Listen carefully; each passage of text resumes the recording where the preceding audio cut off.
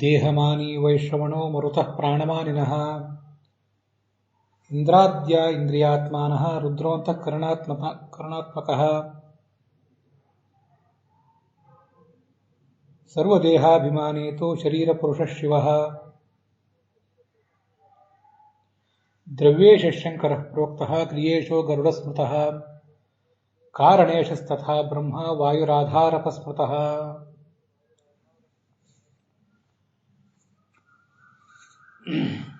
पूर्वप्रज्ञा योग्यता स्यात् रमातदभिमानिने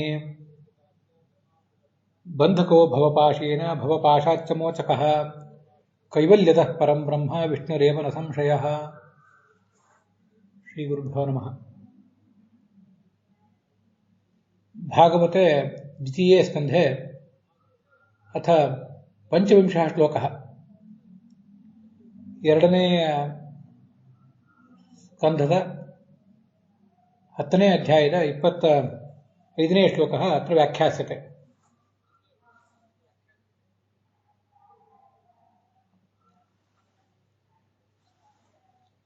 ಐತರೇಯ ಉಪನಿಷದಿ ತದ್ಭಾಷ್ಯೆ ಚ ಬ್ರಹ್ಮದೇಹಾತ್ ಯಥಾ ಸರ್ವಾಣಿ ಇಂದ್ರಿಯಾಣಿ ತದೀಯಾನಿ ಗೋಲಕಾನಿ अपि च तदभिमानिनः देवाः त्यज्ञरे इत्येतत् यत् संवर्णितं तेनैव साकं भागवतमपि इदानीं श्रूयते। अथात्र तस्य ब्रह्मणः देहे हस्तानां प्ररोहस्य कथा संवर्ण्यते। हस्तौ रुरुहतस्तस्य नानाकर्म चिकीर्षया तयोस्तु बलवानिन्द्रः आदानम् उभयाश्रयम् इत्ययं श्लोकः। स च चतुर्मुखः ब्रह्म नानाकर्माणि यदा कर्तुमैच्छत् तदा द्वौ हस्तौ तयोश्च गोलकयोः हस्तरूपम् इन्द्रियम् तत्र च इन्द्रियाभिमानी देवता इन्द्रः हस्ताभ्यां क्रियमाणम् आदानादि कर्म च उदपद्यन्त इति तस्य श्लोकस्य अभिप्रायः। अत्रापि इन्द्रस्य हस्तदेवस्य काश्यपं नाम ब्राह्मणं प्रति यत् मनुष्यजन्म महत्वबोधकं कथनं महाभारते शान्तिपर्वणि तस्यापि उपपर्वणि मोक्षधर्मपर्वणि ग्रथितमस्ति तदपि अद्य भागवतेन साकमेव इदानीं संयोज्यते। ಚತುರ್ಮುಖ ಬ್ರಹ್ಮನ ದೇಹದಲ್ಲಿ ಈ ಅನೇಕ ಜನ ದೇವತೆಗಳು ಹುಟ್ಟಿದರು, ಇಂದ್ರಿಯಗಳು ಹುಟ್ಟಿದವು, ಇಂದ್ರಿಯದ ಗೋಲಕಗಳು ಹುಟ್ಟಿದವು ಅನ್ನೋದನ್ನೆಲ್ಲ ನಾವು ನೋಡ್ತಾ ಇದ್ದೇವೆ। ಈ ಹಿಂದೆ ಸ್ಪರ್ಶೇಂದ್ರಿಯ ಇತ್ಯಾದಿಗಳ ಬಗ್ಗೆ ಬಂದಿದೆ। ಹೆಚ್ಚು ಕಡಿಮೆ ಜ್ಞಾನೇಂದ್ರಿಯಗಳ ಬಗ್ಗೆ ವರ್ಣನೆ ಬಂದಿದೆ। ಕಣ್ಣು ಮತ್ತೆ ಕಿವಿ ಹೀಗೆ ಇದ್ರ ಬಗ್ಗೆ ವರ್ಣನೆ ಬಂದಿದೆ। ಇಲ್ಲಿ ಕರ್ಮೇಂದ್ರಿಯಗಳ ಬಗ್ಗೆ ವರ್ಣನೆ ಮಾಡ್ತಾರೆ। ಅದರಲ್ಲಿ ಈಗ ಹಸ್ತದ ಬಗ್ಗೆ ವರ್ಣನೆ। ಚತುರ್ಮುಖ ಬ್ರಹ್ಮನ ದೇಹದಲ್ಲಿ ಅವನು ಅನೇಕ ಕರ್ಮಗಳನ್ನು ಯಾವಾಗ ಮಾಡಲಿಕ್ಕೆ ಅಂತ ಬಯಸಿದ್ನೋ ಆಗ ಈ ಎರಡು ಹಸ್ತಗಳು ಅವುಗಳನ್ನು ಗೋಲಕ ಅಂತಾರೆ, ಅವು ಹುಟ್ಟಿದವು। ಆ ಗೋಲಕಗಳಲ್ಲಿ ಒಳಗಿನ ಇಂದ್ರಿಯ ಹಸ್ತವೆಂಬ ಇಂದ್ರಿಯ ಹುಟ್ಟಿತು। ಅದರ ಅಭಿಮಾನಿ ದೇವತೆಯಾದಂತಹ ಇಂದ್ರನ ಒಂದು ರೂಪ, ಮೂಲ ರೂಪವೂ ಕೂಡ ಹುಟ್ಟಿತು ಅಂತ ತಿಳ್ಕೊಳ್ಬೇಕು. ಮತ್ತೆ ಆ ಹಸ್ತಗಳಿಂದ ಆಗುವಂತಹ ಕೆಲಸ, ಉಭಯಾಶ್ರಯಂ, ಆ ಎರಡು ಕೈಗಳಿಂದ ನಾವೇನು ತಗೊಳ್ತೇವೆ, ದೂರ ಇಡ್ತೀವಿ, ಬಿಸಾಕ್ತೇವೆ, ಇಂಥದ್ದಾಗ್ತವೆ. ಅಂಥ ಕೆಲಸಗಳು ಕೂಡ ಹುಟ್ಟಿದವು ಅಂತ ವರ್ಣನೆ ಮಾಡ್ತಾರೆ. ಇದರ ಜೊತೆಗೆ ನಾವು ಮಹಾಭಾರತದ ಒಂದು ಕಥೆಯನ್ನು ಕೂಡ ಇಲ್ಲಿ ನೋಡಬೇಕಾಗಿದೆ. ಮೊದಲು ವಿಜಯಧ್ವಜರು, ಯಾದವಾರ್ಯರು ಮೊದಲಾದವರು ಅದಕ್ಕೇನು ವ್ಯಾಖ್ಯಾನ ಮಾಡಿದ್ದಾರೆ ಅನ್ನೋದನ್ನು ನೋಡೋಣ.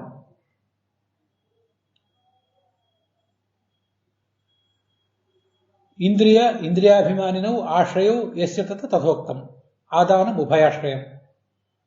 ಒಂದೇನಾದರೂ ವಸ್ತುವನ್ನು ತಗೊಳ್ಬೇಕು, ಅದನ್ನು ಪರಿತ್ಯಾಗ ಮಾಡಬೇಕು ಅಂತಿದ್ರೆ ಆಗ ನಮಗೆ ಎರಡು ಬೇಕು. ಒಂದು ಆ ಇಂದ್ರಿಯ ಬೇಕು, ಇಂದ್ರಿಯದ ಅಭಿಮಾನಿಯೂ ಕೂಡ ಬೇಕು. ಹೀಗೆ ಎರಡೂ ಇದ್ದಾಗಲೇ ಇವೆರಡನ್ನೂ ಅವಲಂಬಿಸಿ ಆ ಕೆಲಸ ಆಗೋದು. ಆದಾನಂ ಉಪಾದಾನ ಹಾನಾದಿ ಕರ್ಮ. ಉಪಾದಾನ ಅಂದರೆ ಸ್ವೀಕಾರ ಮಾಡುವುದು, ಹಾನ ಅಂದರೆ ಪರಿತ್ಯಾಗ ಮಾಡುವುದು. ಇದನ್ನು ನಾವು ಕೈಯಿಂದನೇ ಮಾಡ್ತೇವೆ. ಇಲ್ಲಿ ಹಸ್ತವು ಅಂತಿದೆಯಲ್ಲ, ಹಸ್ತ ಎಂಬ ಶಬ್ದದಿಂದ ಆ ತತ್ವಕ್ಕೆ ಅಧಿಷ್ಠಾನವನ್ನು ನಾವು ತಿಳ್ಕೊಳ್ಬೇಕು. ಅದರೊಳಗಿನ ಇಂದ್ರಿಯ ಯಾವುದು ಅಂದರೆ ಅದನ್ನು ಬಲ ಎಂಬ ಶಬ್ದದಿಂದ ಹೇಳಿದ್ದಾರೆ ಅಂತ ಶ್ರೀಧರಾದಿಗಳು ಕೂಡ ವ್ಯಾಖ್ಯಾನ ಮಾಡಿದ್ದಾರೆ. ಬಲಮಿಂದ್ರಿಯಂ, ಶ್ರೀಧರಾದಿಗಳು ಪರಿಗ್ರಹಿಸಿರುವ ಪಾಠದಲ್ಲಿ ಬಲಂ ಇಂದ್ರಿಯಂ ತಯೋಸ್ತು ಬಲಂ ಇಂದ್ರಶ್ಚ ಅಂತ ಹೀಗೆ ಪಾಠ ಇದೆ ಅವರಲ್ಲಿ. ಆ ಇಂದ್ರಿಯವು ಹುಟ್ಟಿತು, ಇಂದ್ರಿಯದ ಅಭಿಮಾನಿ ದೇವತೆಯಾದಂತಹ ಇಂದ್ರನೂ ಹುಟ್ಟಿದ ಅಂತ ಅದರ ಅಭಿಪ್ರಾಯ ಇದೆ. ನಾವು ಇಟ್ಕೊಂಡಿರುವ ಪಾಠದಲ್ಲಿ ಬಲವಾನ್ ಇಂದ್ರ, ಆ ಬಲವುಳ್ಳಂತಹ ಇಂದ್ರಿಯದ ಅಭಿಮಾನಿ ದೇವತೆಯಾದಂತಹ ಇಂದ್ರ ಹುಟ್ಟಿದ ಅಂತ ಹೀಗೆ ವ್ಯಾಖ್ಯಾನ ಇದೆ. ವ್ಯತ್ಯಾಸ ಏನಿಲ್ಲ. ಇಂದ್ರಿಯವು ಹುಟ್ಟಿತು, ಅದರ ಗೋಲಕ ಹುಟ್ಟಿತು. ರುರುಹತುಹು ಅಂದ್ರೆ ಬೆಳೆದವು ಅಂತ. ಅವೆಲ್ಲ ನಾನು ಆವಾಗಲೇ ಹೇಳಿದಂತೆ ಒಡಮೂಡಿದವು, ಕ್ರಮವಾಗಿ ಸ್ಪಷ್ಟವಾಗ್ತಾ ಸ್ವಚ್ಛವಾದ ರೂಪವನ್ನು ಪಡೆದವು.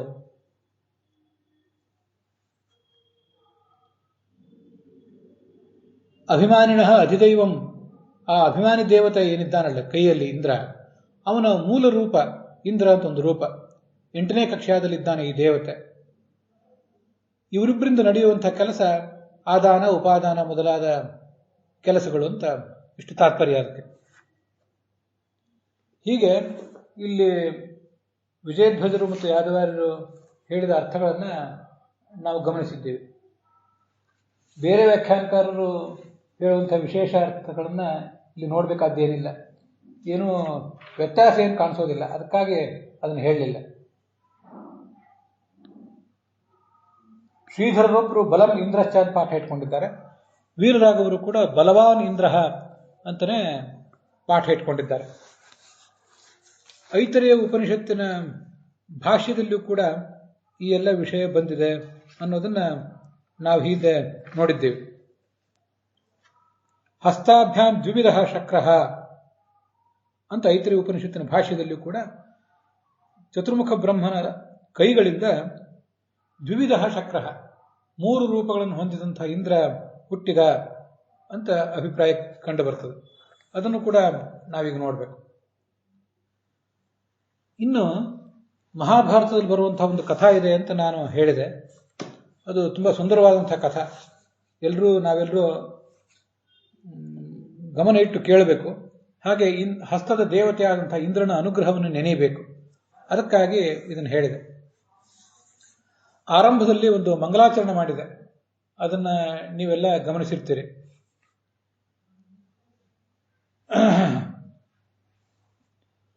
ದೇಹಮಾನಿ ವೈಶ್ರವಣ, ನಮ್ಮ ಈ ದೇಹಕ್ಕೆ ಕುಬೇರ ಅಭಿಮಾನಿ.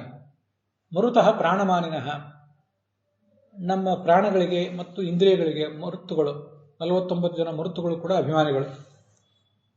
ಇಂದ್ರಾದ್ಯಾಹ ಇಂದ್ರಿಯಾತ್ಮಾನಃ, ಇಂದ್ರ ಮೊದಲಾದ ಎಲ್ಲ ದೇವತೆಗಳು ಕೂಡ ಅವರು ಇಂದ್ರಿಯದ ಅಭಿಮಾನಿಗಳು. ರುದ್ರ ಮನಸ್ಸಿನ ದೇವತೆ,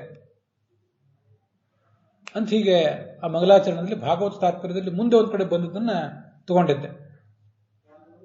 ಇಂದ್ರ ಯಾವುದ್ಯಾವುದಕ್ಕೆ ದೇವತೆ, ಇಂದ್ರನ ಮಹತ್ವ ಎಂಥದ್ದು ಅಂತನ್ನೋದನ್ನ ನಾವೀಗಲಿ ನೋಡಬೇಕು. ಒಟ್ಟಾರೆ ಇಂದ್ರನ ಮಹಿಮೆಯ ಅವಲೋಕನ, ಪೂರ್ಣ ಅವಲೋಕನ ಇಲ್ಲಿ ಸಾಧ್ಯ ಆಗ್ತದೆ. ಈ 5 ಜ್ಞಾನೇಂದ್ರಿಯಗಳು, 5 ಕರ್ಮೇಂದ್ರಿಯಗಳು ಮತ್ತು ಮನಸ್ಸು ಇಷ್ಟಿವೆ. ಇದು ನಮಗೆಲ್ಲರಿಗೂ ಗೊತ್ತಿದೆ. 5 ಜ್ಞಾನೇಂದ್ರಿಯಗಳು ಅಂದರೆ ಕಣ್ಣು, ಕಿವಿ, ಮೂಗು, ನಾಲಿಗೆ, ತ್ವಗೇಂದ್ರಿಯ, ಇವೆಲ್ಲ 5 ಜ್ಞಾನೇಂದ್ರಿಯಗಳು. ಮತ್ತೆ 5 ಕರ್ಮೇಂದ್ರಿಯಗಳಿವೆ. ವಾಕ್ ಮಾತನಾಡುವ ಇಂದ್ರಿಯ, ಪಾಣಿ ಪಾದ, ಮತ್ತೆ ಪಾಯು ಮಲ ವಿಸರ್ಜನೇಂದ್ರಿಯ, ಮತ್ತು ಉಪಸ್ಥ ಮೂತ್ರ ವಿಸರ್ಜನೇಂದ್ರಿಯ. ಗಂಡು ಹೆಣ್ಣುಗಳ ಮಿಲನದ ಸುಖವನ್ನು ಕೊಡುವಂತಹ ಉಪಸ್ಥೇಂದ್ರಿಯ. ಹೀಗೆ 10 ಇಂದ್ರಿಯಗಳು, 5 ಜ್ಞಾನೇಂದ್ರಿಯ ಮತ್ತು 5 ಕರ್ಮೇಂದ್ರಿಯ. ಅದರಲ್ಲಿ 11ನೇದಾಗಿ ಮನಸ್ಸು. ಮನಸ್ಸು ಸೂಕ್ಷ್ಮ ಮನಸ್ಸು ಮತ್ತು ಸ್ಥೂಲ ಮನಸ್ಸು ಅಂತ 2 ಥರ ಇದೆ. 5 ಜ್ಞಾನೇಂದ್ರಿಯದ ಅಭಿಮಾನಿ ದೇವತೆಗಳು ಮತ್ತು 5 ಕರ್ಮೇಂದ್ರಿಯದ ದೇವತೆಗಳಿದ್ದಾರಲ್ಲ, ಇವರೆಲ್ಲ ಇಂದ್ರನಿಗಿಂತ ಕೆಳಗಿದ್ದಾರೆ. ಅದರಿಂದ ಅವನನ್ನು ದೇವರಾಜ ಅಂತ ಅನ್ನುವುದು, ಎಲ್ಲ ದೇವತೆಗಳ ಒಡೆಯ ಅವನು. ಇಲ್ಲಿ ಇಂದ್ರ ಎಂಬ ಶಬ್ದದಿಂದ ನಾವು ಹೇಳ್ತಿರುವುದು 8ನೇ ಕಕ್ಷಾದಲ್ಲಿರುವಂತಹ ಪುರಂದರನನ್ನು. ಯಾವಾಗಲೂ ಇಂದ್ರನ ಪದವಿಗೆ ಏರಿ ಬರುವಂತಹ ಅಶ್ವಿನಿ ದೇವತೆಗಳು ಮೊದಲಾದವ್ರ ಬಗ್ಗೆ ನಾವಿಲ್ಲಿ ಹೇಳ್ತಿಲ್ಲ. ಶಚೀಪತಿಯಾದಂಥ ಇಂದ್ರನ ಬಗ್ಗೆ ನಾವಿಲ್ಲಿ ಹೇಳ್ತಿದ್ದೇವೆ. ಅವನು ಈ ಎಲ್ಲ 5 ಜ್ಞಾನೇಂದ್ರಿಯಗಳ, 5 ಕರ್ಮೇಂದ್ರಿಯಗಳ ದೇವತೆಗಳಿಗೂ ಮೇಲಿದ್ದಾನೆ. ಅವನಿಗಿಂತ ಮೇಲೆ ಸೂಕ್ಷ್ಮ ಮನಸ್ಸಿನ ದೇವತೆಗಳಾದಂಥ ಗರುಡ, ಶೇಷ, ರುದ್ರರಿದ್ದಾರೆ. ಅವರು ಸೂಕ್ಷ್ಮ ಮನಸ್ಸಿಗೆ, ಅಂದರೆ ಗರುಡ ನಮ್ಮಿಂದ ಧ್ಯಾನ ಮಾಡಿಸ್ತಾನೆ. ಸೂಕ್ಷ್ಮ ಮನಸ್ಸಿನ ಕ್ರಿಯೆಗಳಾದ ಧ್ಯಾನವನ್ನು ಗರುಡ ಮಾಡಿಸ್ತಾನೆ, ಮನನವನ್ನು ರುದ್ರ ಮಾಡಿಸ್ತಾನೆ, ವ್ಯಾಖ್ಯಾನವನ್ನು ಶೇಷ ಮಾಡಿಸ್ತಾನೆ. ಈ ಇಂದ್ರನ ಪಾತ್ರ ಎಷ್ಟು ಸಮತೋಲನದ್ದು ಅಂದರೆ, ಅವನು ಒಂದು ಹಂತದಲ್ಲಿ ಮನಸ್ಸಿನ ದೇವತೆಯೂ ಹೌದು, ಮತ್ತೊಂದು ಹಂತದಲ್ಲಿ ಇಂದ್ರಿಯಗಳ ದೇವತೆಯೂ ಹೌದು. ಸೂಕ್ಷ್ಮ ಮನಸ್ಸಿನ ದೇವತೆ ಅಲ್ಲ ಇಂದ್ರ, ಅವನು ಸ್ಥೂಲ ಮನಸ್ಸಿನ ದೇವತೆ. ಐತರೇಯ ಉಪನಿಷತ್ತಿನ ಭಾಷ್ಯದಲ್ಲಿ ಅದು ವರ್ಣನೆ ಮಾಡಿದ್ದಾರೆ. ಶಕ್ರೋ ಯಜ್ಞಾದಿ ಕರ್ಮಣಿ ಅಂತ. ನಮ್ಮಿಂದ ಯಜ್ಞ ಮೊದಲಾದ ಕೆಲಸಗಳನ್ನು ಮಾಡಿಸುವವನು. ದೈಹಿಕ ಕ್ರಿಯೆಗಳನ್ನು ಮಾಡಿಸುವ ಮನಸ್ಸೇನಿದೆ ಅದು ಇಂದ್ರ ಅಂತ. ಮನಸ್ಥೂಲಂತೂ ವಾಸವ ಅಂತ ಬೃಹದಾರಣ್ಯಕ ಉಪನಿಷತ್ತು ಮೊದಲಾದ ಕಡೆ ಬಂದಿದೆ. ಸೂಕ್ಷ್ಮ ಮನಸ್ಸಿನ ದೇವತೆಗಳು ಗರುಡಶೇಷ ರುದ್ರಾದಿಗಳಾದರೆ, ಸ್ಥೂಲ ಮನಸ್ಸಿನ ದೇವತೆ ಇಂದ್ರ. ಸ್ಥೂಲ ಮನಸ್ಸು ಮಾಡಿಸುವುದೇನನ್ನ? ಸಾಮಾನ್ಯವಾಗಿ ಕೆಲಸಗಳನ್ನು, ಯಾವುದಾದ್ರೂ ದೈಹಿಕ ಕೆಲಸವನ್ನು ಮಾಡಲಿಕ್ಕೂ ಕೂಡ ಮನಸ್ಸು ಬೇಕೇ ಬೇಕು. ಹೀಗೆ ದೈಹಿಕ ಕೆಲಸಗಳನ್ನು ಮಾಡಲಿಕ್ಕೆ, ಯಜ್ಞ ಮೊದಲಾದ ಕೆಲಸಗಳನ್ನು ಮಾಡಲಿಕ್ಕೆ ಬೇಕಾದ ಮನಸ್ಸೇ, ಸ್ಥೂಲ ಮನಸ್ಸೇ ಅದರ ಅಭಿಮಾನಿ ದೇವತೆಯೇ ಇಂದ್ರ. ಅಲ್ಲಿ ಯಜ್ಞ ಅಂತ ಬಂತಲ್ಲ, ಯಜ್ಞ ಅಂದರೆ ಕೇವಲ ನಾವು ಅಗ್ನಿಕುಂಡದಲ್ಲಿ ಹಾಕುವ ಯಜ್ಞ ತುಪ್ಪ ಹಾಕಿ ಮಾಡುವ ಯಜ್ಞ ಮಾತ್ರ ಅಲ್ಲ, ಹೊರತು ಜೀವನ ಅನ್ನುವುದೇ ಒಂದು ಯಜ್ಞ. ಪುರುಷೋವಾವ ಯಜ್ಞ ಅಂತ. ಒಟ್ಟಾರೆ ಸಮಸ್ತ ಜೀವನ ಏನಿದೆ, ಆ ಸಮಸ್ತ ಜೀವನವೆಂಬ ಯಜ್ಞವನ್ನು ಮಾಡಲಿಕ್ಕೆ ಬೇಕಾದಂತಹ ಸ್ಥೂಲ ಮನಸ್ಸಿನ ಪ್ರೇರಣೆಯನ್ನ ನಮಗೆ ಕೊಡುವವನೇ ಇಂದ್ರ. ಹೀಗೆ ಸೂಕ್ಷ್ಮ ಮನಸ್ಸಿನ ದೇವತೆಗಳಾದ ಗರುಡಶೇಷ ರುದ್ರದ ಕೆಳಗಿದ್ದಾನೆ, ಸ್ಥೂಲ ಮನಸ್ಸಿನ ದೇವತೆ ಆಗುವ ಮೂಲಕ. 5 ಜ್ಞಾನೇಂದ್ರಿಯ, 5 ಕರ್ಮೇಂದ್ರಿಯಗಳಲ್ಲಿ ಒಂದು ಕರ್ಮೇಂದ್ರಿಯ, 5 ಜ್ಞಾನೇಂದ್ರಿಯ, 5 ಕರ್ಮೇಂದ್ರಿಯವಿಯಲ್ಲ, ಅದರಲ್ಲಿ 5 ಕರ್ಮೇಂದ್ರಿಯಗಳ ಪೈಕಿ ಒಂದು ಕೈ. ಅದೊಂದು ಬಹಳ ಪ್ರಧಾನವಾದದ್ದು. ನಮಗೆಲ್ಲ ಗೊತ್ತಿರುವಂತೆ ಕೈ ಎನ್ನುವುದು ಅನೇಕ ಪ್ರಾಣಿಗಳಿಗೆ ಇಲ್ಲ. ಮಂಗ ಮೊದಲಾದ ಒಂದು ಪ್ರಭೇದಕ್ಕೆ ಮಾತ್ರ ಕೈ ಇದೆ. ಆದರೂ ಕೂಡ ಕೈಯನ್ನ ಅಷ್ಟು ಪರಿಣಾಮಕಾರಿಯಾಗಿ, ಮನುಷ್ಯನಷ್ಟು ಪರಿಣಾಮಕಾರಿಯಾಗಿ ಯಾವ ಪ್ರಾಣಿಯೂ ಕೂಡ ಉಪಯೋಗ ಮಾಡಿಕೊಂಡದ್ದಿಲ್ಲ. ಎಲ್ಲ ಪ್ರಾಣಿಗಳಿಗೂ ಕೂಡ ಹಿಂಗಾಲು ಮುಂಗಾಲುಗಳು ಇದ್ದೇ ಇರ್ತವೆ. ಕೆಲವು ದನ ಕರ ಮೊದಲಾದಗಳೆಲ್ಲವೂ ಕೂಡ ಆ ಹಿಂಗಾಲುಗಳನ್ನು ಮತ್ತು ಮುಂಗಾಲುಗಳನ್ನು ಎರಡನ್ನೂ ಕೂಡ ಓಡಾಡಲಿಕ್ಕೆ ಉಪಯೋಗ ಮಾಡ್ತವೆ. ಅದರಲ್ಲಿಯೂ ಆ ಮುಂಗಾಲುಗಳನ್ನು ಸ್ವಲ್ಪ ಪ್ರಾಣಿಗಳನ್ನು ಹತ್ಯೆ ಮಾಡಲಿಕ್ಕೆ ಮೊದಲಾದದಕ್ಕೆ ಉಪಯೋಗ ಮಾಡ್ತವೆ. ಯಾರನ್ನಾದರೂ ಹೊಡೆಯಲಿಕ್ಕೆ, ತನ್ನ ಪಂಜದಿಂದ ಹರಿದು ಹಾಕಲಿಕ್ಕೆ ಉಪಯೋಗ ಮಾಡ್ತವೆ. ಸ್ವಲ್ಪ ಕೈಯಂತೆ ಉಪಯೋಗ ಮಾಡ್ತವೆ. ಅದಕ್ಕಿಂತ ಹೆಚ್ಚು ಈ ಮಂಗ ಉಪಯೋಗ ಮಾಡ್ತವೆ. ಕೈಯಿಂದ ಏನಾದರೂ ಹಿಡ್ಕೊಳ್ಳಿಕ್ಕೆ ಸಾಧ್ಯ ಆಗುವುದು ಮಂಗನಿಗೆ. ಅದಕ್ಕೆ 5 ಬೆರಳುಗಳಿವೆ. ಮೀನುಗಳಿಗೆ ಈಜು ರೆಕ್ಕೆಗಳಂತಿವೆ. ಅವು ರೆಕ್ಕೆಗಳ ಮೂಲಕ ಈಜುತ್ತವೆ ಮಾತ್ರ, ಏನನ್ನು ಹಿಡ್ಕೊಳ್ಳಿಕ್ಕೆ ಅವಕ್ಕೆ ಸಾಧ್ಯ ಆಗೋದಿಲ್ಲ. ಪಕ್ಷಿಗಳು ರೆಕ್ಕೆಗಳ ಮೂಲಕ ಹೊಡಿತವೆ. ಅವಕ್ಕೆ ಇರುವುದು 2 ರೆಕ್ಕೆ, 4 ರೆಕ್ಕೆ ಇಲ್ಲ.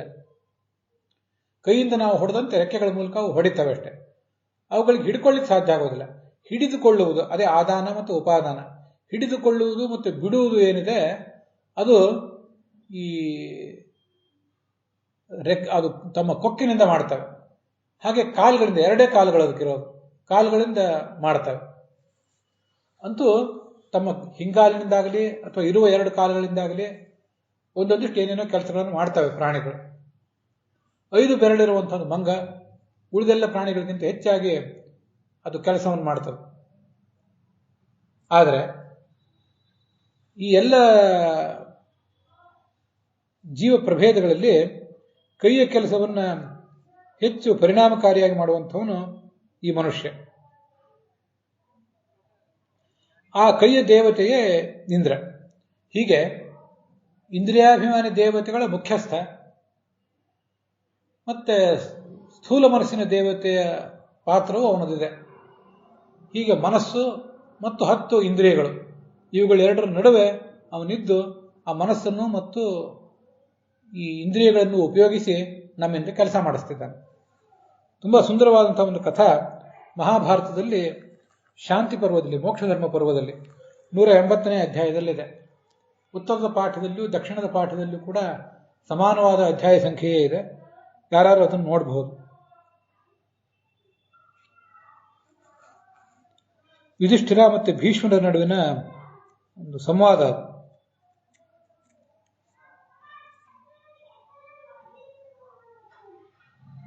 ಇಂದ್ರ ಮತ್ತು ಕಾಶ್ಯಪ ಅನ್ನುವ ಒಬ್ಬ ಬ್ರಾಹ್ಮಣ, ಅವರಿಬ್ಬರ ನಡುವಿನ ಒಂದು ಸಂವಾದದ ಬಗ್ಗೆ ಹೇಳ್ತೇನೆ ಕೇಳು ಅಂತ. ಕಾಶ್ಯಪ ಅಂತ ಒಬ್ಬ ಪಂಡಿತನಾದಂತಹ ಬ್ರಾಹ್ಮಣ, ಬೇಕಾದಷ್ಟು ವ್ರತ ತಪಸ್ಸು ಮಾಡಿದವನು. ಯಾವನೋ ಒಬ್ಬ ವೈಶ್ಯನ ಜೊತೆಗೆ ಅವನಿಗೆ ಸ್ನೇಹ ಇತ್ತು ಅಂತ ಕಾಣಿಸ್ತದೆ. ಸ್ನೇಹ ಇತ್ತು ಅಂತ ಅಲ್ಲಿ ಬಂದಿಲ್ಲ, ಕಾಣಿಸ್ತದೆ. ಅವರಿಬ್ಬರು ರಥದಲ್ಲಿ ಕೂತ್ಕೊಂಡು ಹೋಗಿದ್ರು. ಕೂತ್ಕೊಂಡು ಎಲ್ಲೋ ಹೊರಟಿದ್ರು. ಸ್ನೇಹ ಇಲ್ಲದೆ ಇದ್ರು ಆಕಸ್ಮಿಕವಾಗಿ ರಥದಲ್ಲಿ ಕೂಡಿಸ್ಕೊಳ್ಳೋ ಪ್ರಸಂಗ ಬಂದಿತ್ತೇನೋ.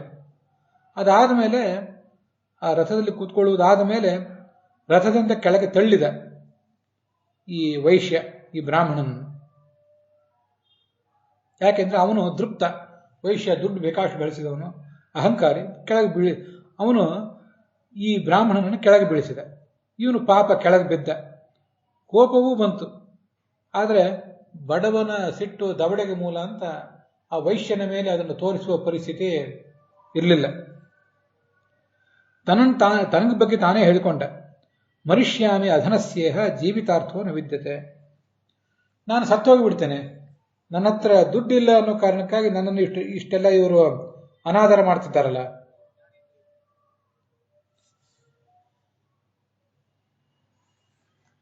ಹೀಗೆ ಸತ್ತು ಹೋಗಬೇಕು, ಏನಾರು ಮಾಡಿ ಆತ್ಮಹತ್ಯೆ ಮಾಡಿಕೊಳ್ಬೇಕು ಅಂತ ಅವನಿಗೆ ಒಂದು ಆಲೋಚನೆ ಬಂತು. ಆಗ ಅಲ್ಲೊಂದು ನರಿ ಬಂತು. ನರಿ ಅಲ್ಲಿ ಬಂದು ಹೀಗೆ ಅವನ ಜೊತೆ ಮಾತಾಡಲಿಕ್ಕೆ ತೊಡಗಿತ್ತು. ಸಸ್ಪೆನ್ಸ್ ಏನು ಇಡುವ ಅಗತ್ಯವಿಲ್ಲ. ನರಿ ಅಂದ್ರೆ ಆ ಇಂದ್ರನೇ. ಇಂದ್ರ ಶೃಗಾಲ ರೂಪೇಣ ಬಭಾಷೆ ಲುಬ್ಧ ಮಾನಸಂ. ಯಾಕೆ ಆತ್ಮಹತ್ಯೆ ಮಾಡ್ಕೊಳ್ಬೇಕು ಅಂತ ಹೊರಟಿದ್ದಿ? ಜೀವನ ಪರಿತ್ಯಾಗ ಮಾಡಬೇಕು ಅಂತ ಹೊರಟಿದ್ದಿ? ಜೀವನದ ಬಗ್ಗೆ ಅನಾದರ ಯಾಕೆ? ಯಾಕೆಂದ್ರೆ ಎಲ್ಲಾ ಪ್ರಾಣಿಗಳು ಕೂಡ ಮನುಷ್ಯರಾಗಿ ಹುಟ್ಟಬೇಕು ಅಂತ ಬಯಸ್ತಿರ್ತವೆ. ಮನುಷ್ಯರಲ್ಲೂ ಕೂಡ ಬ್ರಾಹ್ಮಣನಾಗಬೇಕು ಅಂತ ಬಯಸ್ತಿರ್ತವೆ. ನೀನು ಅದೃಷ್ಟವಶದಿಂದ ಮನುಷ್ಯನಾಗಿ ಹುಟ್ಟಿದ್ದಿ, ಬ್ರಾಹ್ಮಣನೂ ಆಗಿದ್ದೆ. ಅದರಲ್ಲಿಯೂ ಕೇವಲ ಒಬ್ಬ ಬ್ರಾಹ್ಮಣ ಜಾತಿಯಲ್ಲಿ ಹುಟ್ಟಿದವನು ಮಾತ್ರ ಅಲ್ಲ, ಗುರುಮುಖದಿಂದ ಶಾಸ್ತ್ರಗಳನ್ನು ಚೆನ್ನಾಗಿ ಅಧ್ಯಯನ ಮಾಡಿದ್ದೆ. ಇಷ್ಟು ದುರ್ಲಭವಾದಂತಹ ಅವಕಾಶ ನನಗೆ ಬಂದಿದೆ. ಇದನ್ನೆಲ್ಲ ಕಡೆಗಣಿಸಿ ಸತ್ತು ಹೋಗಬೇಕು ಅಂತ ಅಪೇಕ್ಷೆ ಪಟ್ಟಿದ್ದೀಯಲ್ಲ, ಹೀಗೆ ಮಾಡಬೇಡ.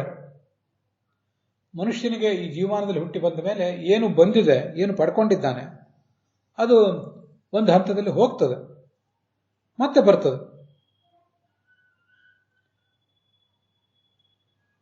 ಅಹೋ ಸಿದ್ಧಾರ್ಥ ಯೇಷಾಂ ಸಂತೀಹ ಪಾಣಯ ಅತೀವ ಸ್ಪೃಹಯೇ ತೇಷಾಂ ಯೇಷಾಂ ಸಂತೀಹ ಪಾಣಯ. ನರಿಯ ರೂಪದ ಇಂದ್ರ ಹೇಳಿದ ಮಾತಿದು. ಈ ಜಗತ್ತಿನಲ್ಲಿ ಕೈ ಅನ್ನುವುದು ಯಾರಿಗಿದೆಯೋ ಅವರು ಸಿದ್ಧಾರ್ಥರು, ಕೃತಕೃತ್ಯರವರು. ನಾನು ಕೂಡ, ಈ ನರಿಯೂ ಕೂಡ ಕೈ ಇದ್ರೆ ಚೆನ್ನಾಗಿತ್ತಿತ್ತಲ್ಲ ಅಂತ ಆಲೋಚನೆ ಮಾಡ್ತೇನೆ. ಯಾಕೆಂದ್ರೆ ಕೈ ಇದ್ದವ್ರನ್ನ ನೋಡಿದ್ರೆ ಅದರಂತೆ ನನಗೂ ಕೂಡ ಕೈ ಇರಬೇಕು ಅಂತ ಅನಿಸ್ತದೆ. ಕೈ ಇದ್ದುದಕ್ಕಿಂತ ಹೆಚ್ಚಿನ ಲಾಭ ಮತ್ತಾವುದೂ ಇಲ್ಲ. ಅಪಾಣಿತ್ವ ದ್ವಯಂ ಬ್ರಹ್ಮನ್ ಕಂಟಕಂ ನೋದ್ಧರಾಮಹೆ. ಕೈ ಇಲ್ಲದೆ ಇದ್ದಿದ್ದರಿಂದ ನಮ್ಗೆ ಏನೇನಾಗಿದೆ ಅದನ್ನು ಹೇಳ್ತೀನಿ ಕೇಳು ಅಂತ ಆ ಇಂದ್ರ. ನಮಗೆ ಕೈ ಇಲ್ಲದೆ ಇರುವ ಕಾರಣದಿಂದಲೇ ಕಾಲಿಗೆ ಮುಳ್ಳು ಚುಚ್ಚಿಕೊಂಡ್ರೆ ಅದನ್ನು ತೆಗೆಯುವವರು ಯಾರು? ಇನ್ನು ಉಳಿದ 3 ಕಾಲುಗಳಿಂದಲೂ ಆ ಮುಳ್ಳನ್ನು ಕಿತ್ತುವುದಾಗೋದಿಲ್ಲ. ಮತ್ತೆ ನಮ್ಮ ಮೈಯ ಮೇಲೆ ಯಾವುದಾದ್ರೂ ಸಣ್ಣ ಪುಟ್ಟ ಪ್ರಾಣಿಗಳು ಬಂದು ಕೂತ್ಕೊಂಡ್ರೆ, ಕಚ್ಚಿದ್ರೆ, ನಮ್ಮನ್ನ ಹಿಂಸೆಗೊಳಪಡಿಸಿದ್ರೆ ಅದನ್ನ ಓಡಿಸ್ಲಿಕ್ಕೂ ಆಗೋದಿಲ್ಲ. ಅದರಲ್ಲಿಯೂ ಅಥ ಯೇಷಾಂ ಪುನಃ ಪಾಣಿ ದೇವದತ್ತವು ದಶಾಂಗುಲಿ. ನಿಮಗೆ ಕೈಗಳನ್ನು ಭಗವಂತ ಕೊಟ್ಟಿದ್ದಾನೆ. ಅದು ಎಂಥ ಕೈಗಳು? ದಶಾಂಗುಲಿ, 10 ಬೆರಳುಗಳಿರುವಂತಹ ಕೈಗಳನ್ನು ಕೊಟ್ಟಿದ್ದಾನೆ. ಮೈ ಮೇಲೆ ಏನಾದ್ರು ಕ್ರಿಮಿಕೀಟಗಳು ಬಂದ್ರೆ ಅದನ್ನು ಓಡಿಸ್ತೀರಿ, ಮತ್ತೆ ಮುಳ್ಳು ಚುಚ್ಕೊಂಡ್ರೆ ಅದನ್ನ ಓಡಿಸ್ತೀರಿ. ತೀವ್ರ ಮಳೆ ಬಂದ್ರೆ ಆ ಮಳೆಯನ್ನ ಪರಿಹಾರ ಮಾಡ್ಕೊಳ್ಳಿಕ್ಕೋಸ್ಕರ ಛತ್ರಿ ಹಿಡ್ಕೊಳ್ತೀರಿ. ಹಿಮಪಾತ ಆದರೆ ದೇಹಕ್ಕೆ ಉಣ್ಣೆ ಬಟ್ಟೆಗಳನ್ನು ಧರಿಸ್ಕೋತೀರಿ. ಬಿಸಿಲು ಬಂದರೂ ನೀವು ಅದನ್ನ ಪರಿಹಾರ ಮಾಡ್ಕೊಳ್ತೀರಿ. ಚೈಲಂ ಅನ್ನಂ ಸುಖಂ ಶಯ್ಯಾಂ ನಿವಾತಂ ಚೋಪಭುಂಜತೆ. ಬಟ್ಟೆ ಹಾಕೊಳ್ತೀರಿ, ಅನ್ನ ತಿಂತೀರಿ, ಹಾಸಿಗೆ ಹಾಸ್ಕೋತೀರಿ, ಅದ್ಮೇಲೆ ಮಲಗ್ತೀರಿ. ನಮಗೆ ಬಟ್ಟೆ ಯಾರಾದರೂ ಕೊಟ್ಟರು ಕೂಡ ಹಾಕೊಳ್ಳಿಕ್ಕೆ ಬರೋದಿಲ್ಲ. ಹಾಕೊಳ್ಳುವುದೇ ಅದನ್ನು ಹೇಗೆ? ಹಾಕೊಳ್ಳಿಕ್ಕೆ ಬಟ್ಟೆಯನ್ನು ತೋಳಿಗೆ ಏರಿಸ್ಕೊಳ್ಳಿಕ್ಕೆ ಅಥವಾ ನಡುಕ್ಕೆ ಒಂದು ಬಟ್ಟೆಯನ್ನು ಕಟ್ಟಿಕೊಳ್ಳಲಿಕ್ಕೆ ಅದಕ್ಕೇನು ಗುಂಡಿಗಳನ್ನು, ಬೆರಡುಗಳನ್ನು ಮಾಡಿರ್ತಾರೆ. ಆ ಬಟನ್ಗಳನ್ನು ಹಾಕೊಳ್ಳಿಕ್ಕೆ ನಮಗಾಗೋದಿಲ್ಲ.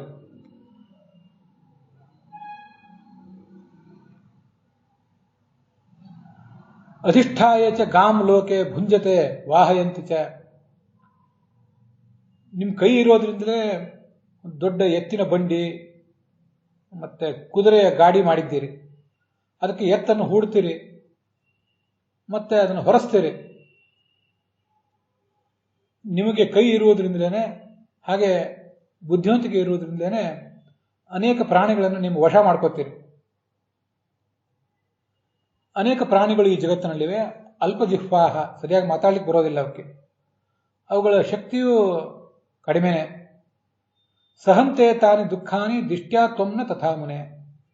ಆ ಎಲ್ಲ ಪ್ರಾಣಿಗಳ ಸಾಮ್ರಾಜ್ಯದಲ್ಲಿ ಎಂಥ ಒಂದು ಕಷ್ಟ, ಎಲ್ಲ ಕಷ್ಟಗಳನ್ನು ಸಹಿಸಿಕೊಂಡು ಅವು ಬದುಕಬೇಕು. ಆದರೆ ನಿನಗೆ ಹಾಗಿಲ್ವಲ್ಲ. ನೀನು ನನ್ನಂತೆ ನರಿಯಾಗಿಲ್ಲ, ಕ್ರಿಮಿಯಾಗಿಲ್ಲ, ಇಲಿಯಾಗಿಲ್ಲ, ಹೆಗ್ಗಣವಾಗಿಲ್ಲ, ಹಾವಾಗಿಲ್ಲ, ಕಪ್ಪೆ ಆಗಿಲ್ಲ, ಯಾವುದೇ ಪಾಪಯೋನಿಯಲ್ಲಿ ಹುಟ್ಟಿದಂಥ ಪ್ರಾಣಿ ಆಗಲಿಲ್ಲ. ನೀನು ಅದೃಷ್ಟ ನಿಂದು. ಮನುಷ್ಯನಾಗಿದ್ದಿ, ಬ್ರಾಹ್ಮಣನಾಗಿದ್ದಿ, ಅದರಲ್ಲೂ ಜ್ಞಾನಿಯಾಗಿದ್ದಿ. ಇಷ್ಟೆಲ್ಲ ಲಾಭಗಳು ನಿನಗಿದೆಯಲ್ಲ. ತೋಷ್ಟು ಮರಹಸಿ ಕಾಶ್ಯಪ, ಸಂತೋಷ ಪಡಬೇಕಲ್ಲ ನೀನು.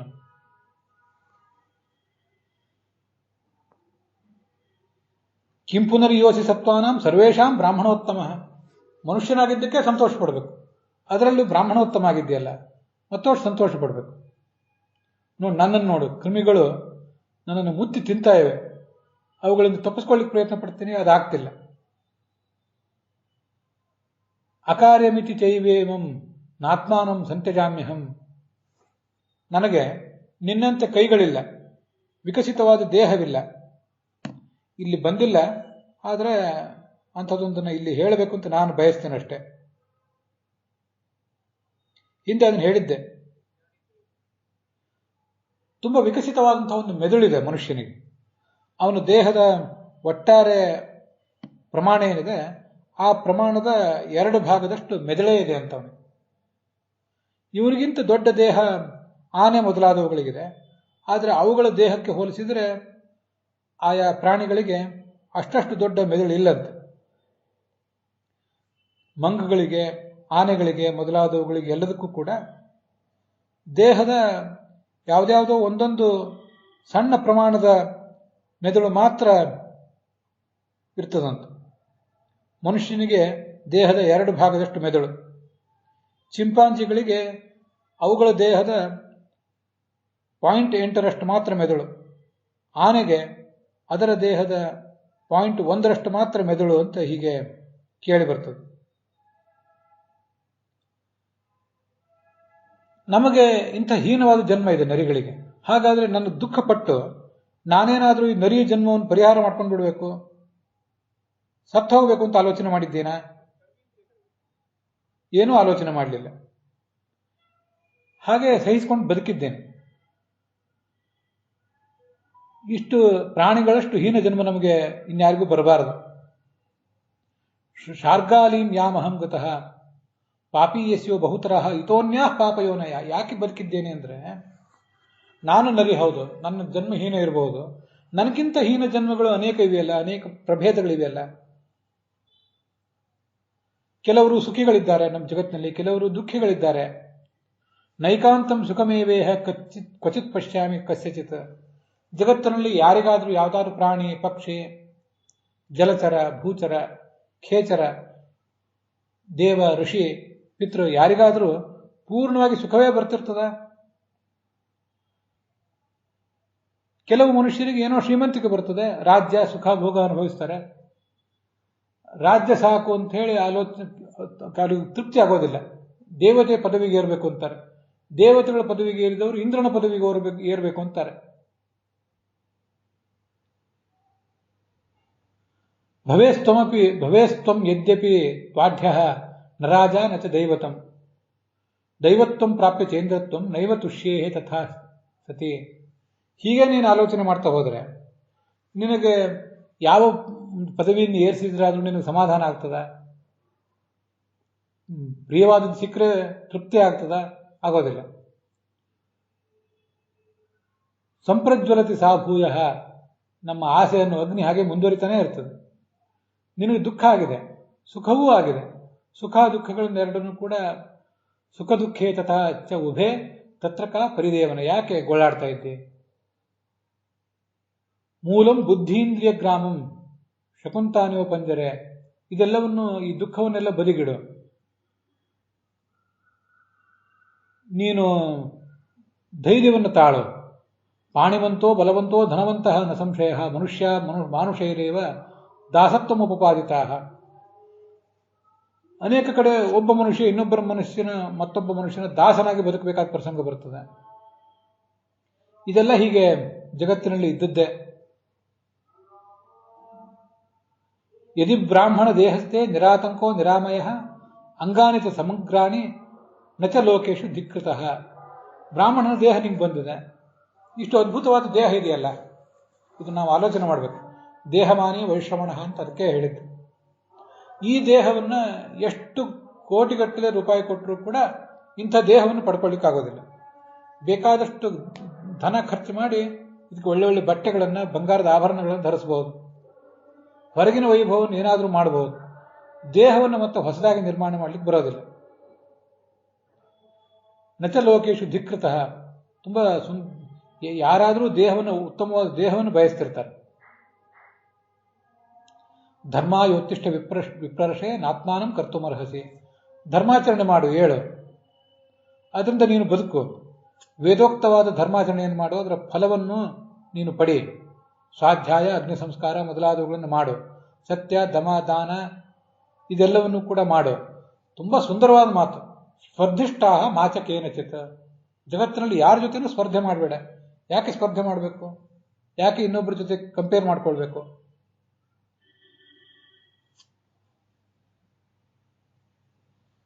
ಕಥಂ ತೇ ಚ ಅನುಶೋಚೇಯು. ನೀನು ಹೀಗೆ ದುಃಖಕ್ಕೆ ದೈನ್ಯಕ್ಕೆ ಒಳಗಾಗಬೇಡ. ಅನೇಕ ಥರದವರು ಇರ್ತಾರೆ, ಒಳ್ಳೆಯ ನಕ್ಷತ್ರದಲ್ಲಿ, ಒಳ್ಳೆಯ ತಿಥಿಯಲ್ಲಿ, ಒಳ್ಳೆಯ ಮುಹೂರ್ತದಲ್ಲಿ ಹುಟ್ಟಿದವರು. ಅಂಥವರು ಕೂಡ ಏನೇನೋ ಕಷ್ಟಪಡ್ತಿರ್ತಾರೆ. ನಕ್ಷತ್ರೇಶು ಅಸುರೇಶ್ವನ್ಯೆ, ಏನೇನೋ ಕೆಲವರು ಉತ್ತಮ ಜನ್ಮವನ್ನು ಪಡೆದಿರ್ತಾರೆ. ಮತ್ತೆ ನನಗ್ಯಾಕೆ ಇಷ್ಟೆಲ್ಲ ಜ್ಞಾನ ಬಂದಿದೆ, ಅಷ್ಟೆಲ್ಲ ಜ್ಞಾನ ಇದ್ರೂ ಕೂಡ ನಾನ್ಯಾಕೆ ನಿನಗೆ ನದಿ ಜನ್ಮವನ್ನು ತಾಳಬೇಕಾಯಿತು ಅಂತ ನಿನಗೂ ಗೊತ್ತಾಗ್ಬೋದು. ನಾನು ಹಿಂದೆ ಒಬ್ಬ ಪಂಡಿತನಾಗಿದ್ದೆ, ಹೈತುಕೋ ವೇದನಿಂದಕಃ, ತುಂಬ ತರ್ಕವನ್ನು ಓದಿದ್ದೆ, ಆದರೆ ವೇದ ಮೊದಲಾದ ಗ್ರಂಥಗಳನ್ನು ನಿಂದನೆ ಮಾಡ್ತಾ ಇದ್ದೆ. ಸಂಸತ್ಸು ಹೇತುಮುತ್ತ, ಎಲ್ಲ ಪಂಡಿತರನ್ನು ಸೋಲಿಸ್ತಾ ಇದ್ದೆ. ಆಕ್ರೋಷ್ಟಾಚ ಅಭಿವಕ್ತಾಚ ಬ್ರಹ್ಮವಾಕ್ಯೇಶು ಚ ದ್ವಿಜಾನ್, ನಾಸ್ತಿಕನಾಗಿ ಬಿಟ್ಟಿದೆ, ಹೆಚ್ಚು ಕಡಿಮೆ ನಾಸ್ತಿಕನಂತೆ ಬದುಕ್ತಾ ಇದ್ದೆ. ಸರ್ವಶಂಕಿ, ಪ್ರತಿಯೊಂದರ ಬಗ್ಗೆನೂ ಅನುಮಾನ.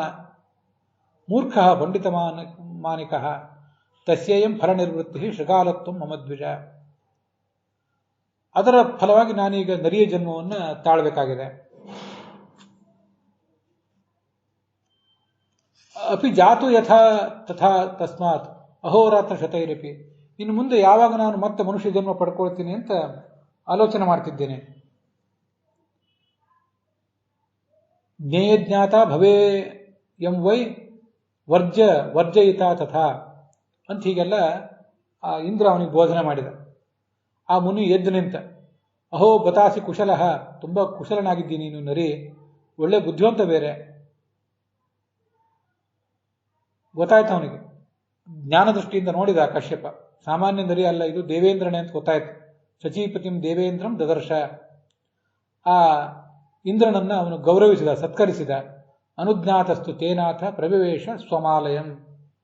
ಅವನ ಸಮ್ಮತಿಯನ್ನು ಪಡ್ಕೊಂಡು ತನ್ನ ಮನೆಗೆ ತಾನು ಹೊರಟು ಹೋದ ಅಂತ 180ನೇ ಅಧ್ಯಾಯದಲ್ಲಿ ಕೇಳಿ ಬರ್ತದೆ. ವಸ್ತುತಃ ಇಂದ್ರ ನಾಸ್ತಿಕನಾಗಿ ಬೇರೆ ಯಾರನ್ನೂ ನಿಂದನೆ ಮಾಡ್ತಿದ್ದ ಅಂತ ಅರ್ಥ ಅಲ್ಲ. ಯಾವನೋ ಒಬ್ಬ ಬ್ರಾಹ್ಮಣ ಆ ಥರ ನಾಸ್ತಿಕನಾಗಿ ದೇವನಿಂದನೆಯನ್ನೆಲ್ಲ ಮಾಡ್ತಾ ಇದ್ದಿರಬೇಕು. ಅವನಲ್ಲಿ ಇಂದ್ರ ಆವಿಷ್ಟನಾಗಿದ್ದಿರಬೇಕಷ್ಟೆ. ಆ ಕಥೆಯ ರಹಸ್ಯವನ್ನು ನಮ್ಗೆ ಅರ್ಥ ಮಾಡ್ಕೊಳ್ಳಿಕ್ಕೆ ಆಗೋದಿಲ್ಲ. ಇಂದ್ರ ಹಾಗೆ ಒಬ್ಬ ನಾಸ್ತಿಕನಾಗಿ ಕೇವಲ ತರ್ಕವನ್ನು ಅವಲಂಬಿಸಿ ವೇದಶಾಸ್ತ್ರಾದಿಗಳನ್ನೆಲ್ಲ ನಿಂದಿಸುವಂಥ ಒಂದು ಜನ್ಮವನ್ನು ಪಡೆದಿದ್ದ ಅಂತ ನಾವು ಅನ್ಕೊಳ್ಳೋದು ಕಷ್ಟ. ಆದರೆ ಇಂದ್ರ ಪದವಿಗೆ ಬರುವುದಕ್ಕಿಂತ ಮುಂಚೆ, ಬಹಳ ಹಿಂದೆ, ಅವನು ಭಗವತ್ ಸಾಕ್ಷಾತ್ಕಾರವನ್ನು ಪಡೆಯುವುದಕ್ಕಿಂತ ಮುಂಚೆ, ಇಂದ್ರನ ಪದವಿಗೆ ಬರುವುದಕ್ಕಿಂತ ಮುಂಚೆ ಹೀಗಾಗಿತ್ತೋ ಏನೋ, ಅದರ ರಹಸ್ಯವನ್ನು ನಮ್ಗೆ ಅರಿತುಕೊಳ್ಳಿಕ್ಕೆ ಆಗೋದಿಲ್ಲ. ಅಂತೂ ಇಂದ್ರ ಹೇಳಿದ ಕಥಾವನ್ನು ಕೇಳಿದ್ದೇವೆ. ಇಂದ್ರ ಕೈಯ ದೇವತೆ ಆದ್ದರಿಂದ ಆ ಕೈಯ ಮಹತ್ವವನ್ನು ಇವನಿಗೆ ಹೇಳಿದ. ಕೈ ಇದೆ, ಯಜ್ಞಯಾಗಾದಿಗಳನ್ನು ಮಾಡು, ಲೇಖನಾದಿಗಳನ್ನು ಮಾಡು, ದೇವಪೂಜಾ ಮಾಡು, ಇಡೀ ಜೀವನವನ್ನೇ ಒಂದು ಯಜ್ಞ ಅಂತ ನಡೆಸು, ಸಾರ್ಥಕವಾದ ಬದುಕನ್ನು ಬಾಳು. ಮತ್ತೆ ಅಲ್ಲಿ ಇದೊಂದು ಬಂದಿದೆಯಲ್ಲ, ಸ್ಪರ್ಧಿಷ್ಠಾ ಮಾಚಕೇನ ಚಿತ್ತ, ಸ್ಥೂಲ ಮನಸ್ಸಿನ ದೇವತೆ ಅಲ್ವಾ ಇಂದ್ರ.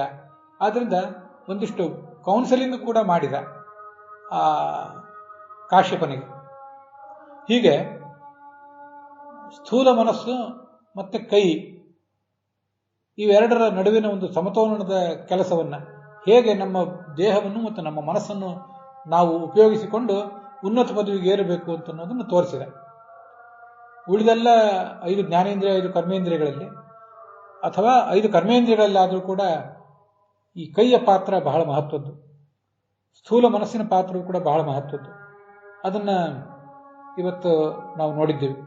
ಕೈ ಇರುವುದರಿಂದಲೇ ಇಷ್ಟೆಲ್ಲ ಬರವಣಿಗೆ ಮೊದಲಾದವುಗಳು, ನಾನಾ ಥರದ ಶಿಲ್ಪಗಳು, ಚಿತ್ರಕಲೆ, ಯಂತ್ರವಿದ್ಯೆ, ತಂತ್ರವಿದ್ಯಾ ಇವೆಲ್ಲವೂ ಕೂಡ ನಡೆದಿರುವುದು ಈ ಕೈಯ ಕಾರಣದಿಂದಲೇ. ಹೀಗೆ ಕೈಯ ಮಹತ್ವ ಇದೆ. ಆ ಕೈಯನ್ನು ಒಟ್ಟಾರೆ ಇಂದ್ರ ತಿಳಿಸಿದಂತೆ ಈ ಜೀವನವೆಂಬ ದೇವ ಪೂಜೆಗೆ, ಯಜ್ಞಕ್ಕೆ ಉಪಯೋಗ ಮಾಡಿಕೊಳ್ಬೇಕು. ನಮ್ಮ ಸ್ಥೂಲ ಮನಸ್ಸನ್ನ ನಮ್ಮಲ್ಲಿ ಧೈರ್ಯ ತುಂಬಿಸಿಕೊಳ್ಳಿಕ್ಕೆ, ಜೀವನದಲ್ಲಿ ಏನೇ ಬಂದರೂ ಎದೆಗುಂದದೇ ಇರಲಿಕ್ಕೆ, ಇನ್ಯಾರ ಜೊತೆನೂ ಸ್ಪರ್ಧೆ ಮಾಡದೇ ಇರಲಿಕ್ಕೆ ನಾವು ಅದನ್ನು ಉಪಯೋಗ ಮಾಡಿಕೊಳ್ಬೇಕು. ನಮ್ಮಲ್ಲಿ ಒಂದು ಗಾದೆ ಮಾತೇ ಇದೆ, ಹುಲಿಯನ್ನು ನೋಡಿ ನರಿ ಮೈಗೆ ಬರೆ ಹಾಕಿಕೊಂಡಂತೆ ಅಂತ. ಒಂದು ಯಾವುದೋ ನರಿಗೆ ಹುಲಿಯನ್ನು ನೋಡಿ ನಾನು ಹುಲಿಯಂತೆ ಆಗಬೇಕು, ಹುಲಿಯಂತೆ ಮೈ ಮೇಲೆ ಪಟ್ಟೆಗಳು ಬರೋದು ಹೇಗೆ? ಅದಕ್ಕೆ ಮೈಗೆ ಬರೆ ಹಾಕ್ಕೊಂಡಿತ್ತು ಯಾವುದೋ ಒಂದು ನರಿ, ಹಾಗೆ ಅಂತ ಹೇಳ್ತಾರೆ. ಆದರೆ ಇಂದ್ರ ಎಂಬ ನರಿ ಇದು ಮೈಗೆ ಬರೆ ಹಾಕ್ಕೊಳ್ಳಿಕ್ಕೆ ಪ್ರಯತ್ನ ಪಡಲಿಲ್ಲ. ಈ ಕಾಶ್ಯಪನಿಗೂ ಕೂಡ ಹೇಳಿತು, ಈ ಜಗತ್ತಿನಲ್ಲಿ ಕ್ಷತ್ರಿಯರಿದ್ದಾರೆ, ವೈಶ್ಯರಿದ್ದಾರೆ, ಬ್ರಾಹ್ಮಣರಿದ್ದಾರೆ, ಯಾರ್ಯಾರೋ ಇದ್ದಾರೆ, ಯಾರ್ಯಾರೋ ಹೇಗೇಗೋ ಮಾಡ್ತಾರೆ. ಕೆಲವರು ಧನಾಢ್ಯರಿದ್ದಾರೆ, ಕೆಲವರು ಧನವನ್ನು ದುರುಪಯೋಗ ಮಾಡಿಕೊಳ್ಳೋರಿದ್ದಾರೆ, ಎಲ್ಲ ಥರದವರು ಇದ್ದಾರೆ. ನಿನಗೆ ನಿನ್ನವೇ ಆದ ಅನುಕೂಲಗಳಿವೆ, ಇನ್ನೊಬ್ಬರ ಜೊತೆ ಸ್ಪರ್ಧೆ ಮಾಡಬೇಡ. ಇದನ್ನ ಇವತ್ತು ಸೈಕೋಥೆರಪಿಯಲ್ಲಿ ಕೂಡ ಅದನ್ನೇ ಹೇಳ್ತಾರೆ. ನಿನ್ನ ಬೆಸ್ಟ್ ವರ್ಷನ್, ನಾವೊಂದು ಉಪಕರಣ ಇದ್ದಂತೆ, ಒಂದು ಎಲೆಕ್ಟ್ರಾನಿಕ್ ಉಪಕರಣ ಇದ್ದಂತೆ ನಮ್ಮ ಈ ದೇಹ, ನಮ್ಮ ಈ ವ್ಯಕ್ತಿತ್ವ. ಅದನ್ನು ನಿತ್ಯ ನಿತ್ಯ ನಾವು ಅಪ್ಡೇಟ್ ಮಾಡ್ತಾ ಇರಬೇಕು ತತ್ವಜ್ಞಾನದ ಮೂಲಕ, ತಂತ್ರಜ್ಞಾನದ ಮೂಲಕ ಅಲ್ಲ, ತತ್ವಜ್ಞಾನದ ಮೂಲಕ ಅದನ್ನು ಅಪ್ಡೇಟ್ ಮಾಡಬೇಕು. ಅದರ ಹೊಸ ಹೊಸ ವರ್ಷನ್ಗಳನ್ನು, ನಮ್ಮ ವ್ಯಕ್ತಿತ್ವದ ಹೊಸ ಹೊಸ ವರ್ಷನ್ಗಳನ್ನು, ಆಯಾಮಗಳನ್ನು, ಮಗ್ಗುಲುಗಳನ್ನು ನಾವೇ ಹೊರ ತೆಗೆದು ನಮ್ಮ ಜೀವನವನ್ನು ಅಪ್ಡೇಟ್ ಮಾಡಿಕೊಳ್ಳುವಂಥ ಒಂದು ಪ್ರಯತ್ನವನ್ನು ಮಾಡ್ತಿರಬೇಕು. ಅದು ನಮಗೆ ಇಂದ್ರ ತಿಳಿಸಿಕೊಡುವಂತಹ ಕಥಾ. ಅದರೊಂದಿಗೆ ಇವತ್ತಿನ ಈ ಭಾಗ ಸಮಾಪ್ತವಾಗಿದೆ. ಹುಸಿಯ ನಾಡಿ ಹೊಟ್ಟೆ ಹೊರೆವ ವಿಷಯದಲ್ಲಿ ರಸಕನೆಂದು ಹುಸಿಗೆ ಹಾಕಿದ್ರು ಇನ್ನು ಹೃಷಿಕೇಶನ ಈಶನಿನ್ನ ಚರಣ ಭಜನೆ ಆಸೆಯಿಂದ ಮಾಡುವ ದೋಷರಾಶಿ ನಾಶ ಮಾಡು ಶ್ರೀಶಕೇಶವ. ಶ್ರೀಕೃಷ್ಣಾರ್ಪಣ ವಸ್ತು.